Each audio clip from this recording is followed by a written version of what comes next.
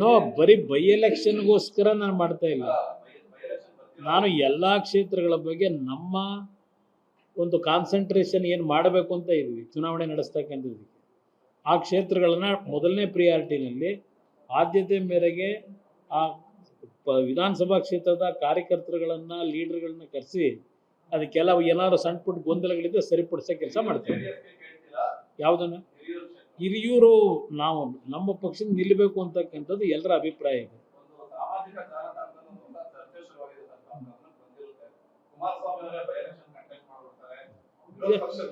ನನಗೆ ಬರೀ by election ಆ ಎಲೆಕ್ಷನ್ನು ಈ ಎಲೆಕ್ಷನ್ ನಿಲ್ಲದೇ ಕೆಲಸನ ಆ ಪ್ರಶ್ನೆ ಇಲ್ಲ.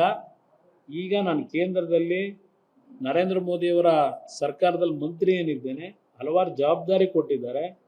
ಆ ಜವಾಬ್ದಾರಿ ನಿರ್ವಹಣೆ ಮಾಡ್ತಕ್ಕಂಥದ್ರ ಕಡೆ ನನ್ನ ಗಮನ. ಅದ್ರ ಜೊತೆಗೆ JDS ಮತ್ತು BJP ಮೈತ್ರಿ ಪಕ್ಷದ ಮುಖಾಂತರ ಕರ್ನಾಟಕದಲ್ಲಿ ಇಂಥ ಒಂದು ಕೆಟ್ಟ ಸರ್ಕಾರ ಏನಿದೆ ತೆಗಿತಕ್ಕಂಥ ನಿಟ್ಟಿನಲ್ಲಿ ನಾನು ಹೋರಾಟ, ಇದು ಒಂದು ನನಗೊಂದು ಜವಾಬ್ದಾರಿ ಇದೆ. ಆ ಕೆಲಸ ಮಾಡ್ತೇನೆ.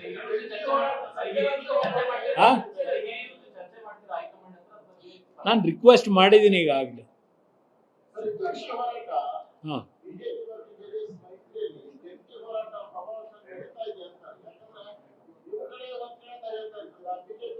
ಯಾವುದನ್ನ ಯಾವ್ದು ಹೇಳಿ?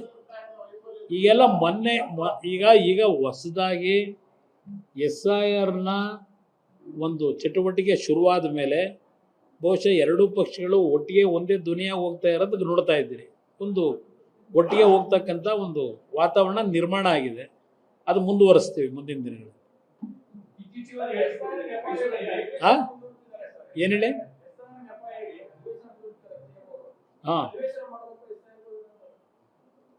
SIR ಪ್ರಕ್ರಿಯೆ ನಡೆಯೋಕ್ಕೂ ಅಧಿವೇಶನಕ್ಕೂ ಸಂಬಂಧ ಇಲ್ಲ.